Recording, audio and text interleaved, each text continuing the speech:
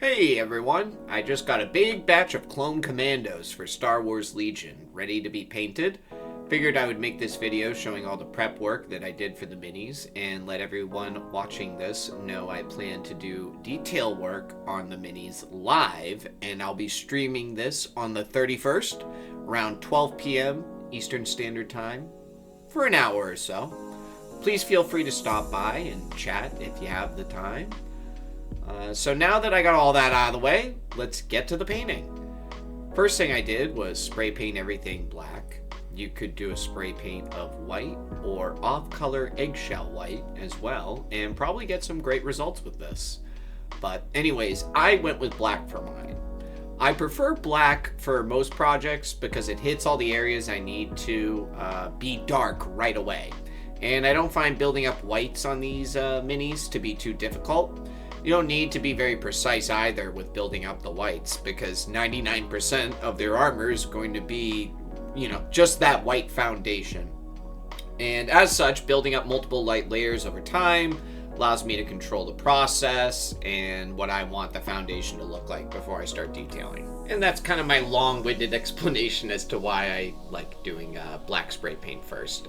It just allows me to have a little bit more control over these white foundation layers that are going to make up the armor for these Clone Commandos, and it gives me much more control over everything. Because of this, I think it's a great airbrush project if you happen to have the luxury of owning one. But for now, I'm going to be sticking to the brush. And speaking of brushes, you don't need anything fancy for these starting stages, and everything I'm going to be covering in this video actually, especially given the fact we don't need to be clean about our color patterns or placement really on these miniatures. At the moment, it's just going to all be shades of gray, white, and like off color white, and building that up pretty much everywhere on the mini. So again, you don't have to have some super tiny bristled brush for this. If anything, you kind of want to work a little bit bigger, I would say. After the spray paint is dry, I start going in with some very light bleach bone paint. I'm currently using Army Painter line because I have a little bit of a tighter budget, but I also enjoy using the Citadel line of paints if I have the extra spending cash. And Vallejo line of paints are also great, and you'll be seeing me use them from time to time on the channel as well. Additionally, if you are like me and often working on that tighter budget, you can always use watered down mixes of acrylic paints.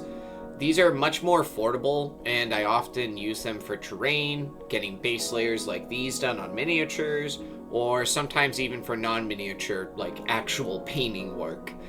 If you water them down enough, you can even use them as like a pseudo shader or like ink for miniatures as well. I have a whole video on this I did a little while back, and I needed to paint my Vampire Count Blood Dragon army, and I think I got like the whole project done in about a week. It was like a 2,000 point army. And yeah, I didn't use any inks for that. I basically just used watered down contrast paints or watered down acrylic paints to get that shader effect.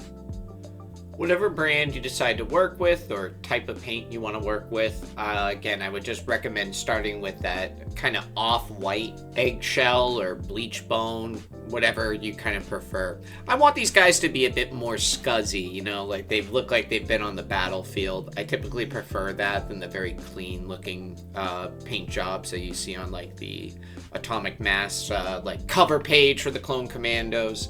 Not to say I don't like those, they're great looking minis, but yeah, I like my guys to look like they've been out in the field. I've been doing a lot of desert bases as well lately, which is why I'm doing a bit more of that eggshelly bleach bone color to kind of look like the dust of like the desert's kind of been affecting the armor and toning it a little bit. Maybe even just like the sun being on it for so long.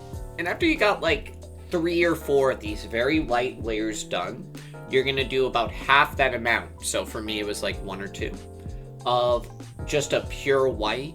It could be skull white if you're using, I think that's what it's called for Games Workshop, or matte white, I think is what the Army Painter one's called. Or if you want to, you can use the watered down acrylics I had mentioned earlier. I'm actually going to be doing a bit of that right now because all of my little tubes of white for like Army Painter and stuff have all run dry, unfortunately.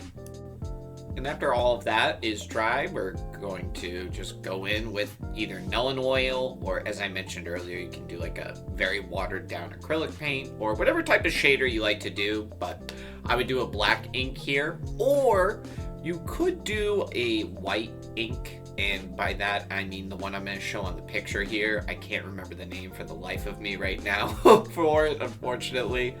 But I think that ink will work well as just building up more white tone variants or gray tone variants, however you want to look at it for these miniatures.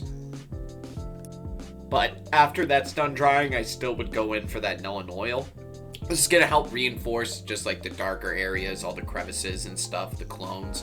A lot of times the armor in those areas is actually like kind of missing, and it shows like a black kind of like padding, like I don't know what to call it, like a nylon type material. And the ink's gonna basically be a little bit of a cheat and let us kind of skip some of the areas that need to have this black effect. It won't hit everything, so later on when we do the detail work, you will definitely need to be doing like actual black in some of these little creases and divots and stuff of the armor, and getting like that nylon effect in those areas, like where the armor ends and the like fabric-y material will begin.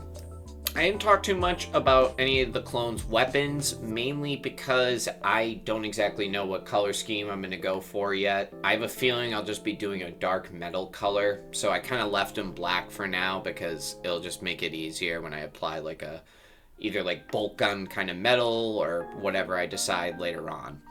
But if you have something in particular in mind for this, I would say just either apply that color during the foundation stages and make sure like it stays that way, or just don't worry about it like I did and deal with it later on. Honestly, I think that's kind of like the appropriate approach. I like to be very quick and dirty about like these all one kind of uniform color projects like this. Like I remember when I was doing the battle droids, I had a very similar approach to this. But when we get to like the detail work, especially because these are Clone Commandos, and I got a lot of love for those types of characters, you could say, in Star Wars, I do plan on like slowing down a bit and like really giving these guys a lot of love and care, each of them. But I want them to be at that foundation, like past that foundation stage before I start doing that and like really giving them the detail. So I think this is just a really effective way of getting to that stage quickly with clones, because again, most of it is just going to be like these whites. All in all, I mean, this took me like maybe 40 minutes, I want to say, maybe an hour, because I had to wait for stuff to dry and like I was talking with people on the computer in between and getting a little bit distracted. But yeah, I really don't think this project took more than an hour. I think just getting these guys ready to go, if anything, like I said, took closer to 40 minutes. So this is post-editing cam here, and I was looking at some of the videos and little pictures I took of all these guys, and it wasn't really too impressive, I feel like. So what I wanted to show is what the next stage is, and kind of like hear me out on all this like crazy jargon I might be speaking. So like this is just like a couple minutes on the next stage here of the process that I'm talking about, and it looks pretty good, I think. I arguably actually kind of want the whites to be a little bit more of that off-white tone, but yeah. And you can see to the bottom, I didn't bother doing yet. This is kind of just a test mini to make sure my process was going to work for my live stream later. But you can see here, like this part is all still inked with no like kind of highlighting or like detail work going in. So you can see the difference in the white tones there versus the difference in the white tones here. And I got another guy here who like hasn't had any work done at all. So this might look like a bit of a mess, but what this is doing is setting it up so when we get to this next stage here, it's going to be a lot easier and a lot quicker than you might think. Yeah, just wanted to show that and just assure kind of people that there is a method to my madness and the process here. And yeah, I think we're actually going to be making some pretty cool looking minis based on just like this quick little testing I did here on the live stream. So make sure you can make it for that. Thanks for watching the video. Have a great day. I'll see you all later. Bye-bye.